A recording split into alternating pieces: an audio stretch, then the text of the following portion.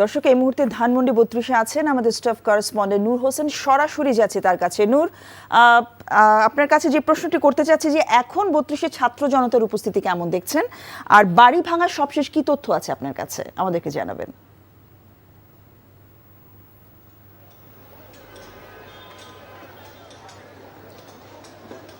জসিন্তা, শেখ হাসিনার ভাষণের প্রতিবাদে ছাত্র জনতার যে কয়েকটি প্ল্যাটফর্মের পক্ষ থেকে ধানমন্ডির ৩২-এর এই বাড়িটি বা এই ভবনটি ভাঙচুরের যে কর্মসূচি দেওয়া হয়েছিল, আর যারা এই কর্মসূচি দিয়েছিল তাদের এখন এই মুহূর্তে ধানমন্ডির ৩২-এ কোনো উপস্থিতি আমরা দেখতে পাচ্ছি না।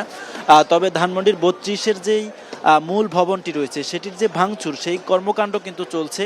উৎসুক জনতা এবং এখানে যারা উপস্থিত রয়েছেন, বিভিন্ন ছিন্নমূল মানুষ যারা রয়েছেন, তারা এই ভবনটি ভাঙচুর করছেন এবং ভাঙচুরের পরে ভবনের যেই রড রয়েছে এবং অন্যান্য যে জিনিসপাতি রয়েছে সেগুলো তারা নিয়ে যাচ্ছেন এবং মানুষজন এখানে এসে ভিড় করছেন, দেখছেন এবং এখানে এসে ক্ষোভ প্রকাশ করছেন। তারা তাদের অনেকের সঙ্গে আমার কথা হয়েছে। তারা বলছেন গত ১৫ বছর ধরে এবং সবশেষ জুলাই আগস্ট মাসে শেখ হাসিনা এদেশের মানুষের উপরে যে নির্মম হত্যাকাণ্ডের ঘটনা ঘটিয়েছে, যে নির্মম গণহত্যার ঘটনা ঘটিয়েছে, সেটির তারা বিচার দাবি করছেন এবং সেজন্য তারা বলছেন বাংলাদেশে গণহত্যাকারী শেখ হাসিনার কোনো চিহ্ন যাতে না থাকে, সেজন্য তারা অনেকে এখানে এসে ক্ষোভ প্রকাশ করছেন।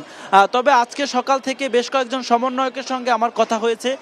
সারা দেশব্যাপী যেই হত্যা, সারা দেশব্যাপী যে বিভিন্ন বাড়িতে বিভিন্ন ধরনের ভবনে হামলা এবং অন্যান্য অগ্নিসংযোগের যে ঘটনা ঘটছে, তারা এর প্রতিবাদ জানাচ্ছেন এবং তারা বলছেন আজকের পর থেকে ছাত্র জনতার পক্ষ থেকে এই ধরনের কোনো কর্মসূচি নেই। কারো বাড়িতে কোনো ধরনের হামলা যাতে না ঘটানো হয় সেজন্যই তারা সবাইকে শান্ত থাকার জন্য আহ্বান জানাচ্ছেন, অনুরোধ করছেন।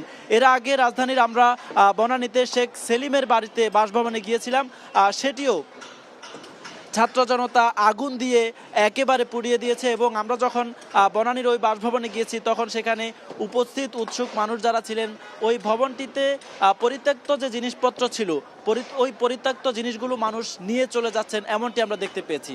জসিন্তা।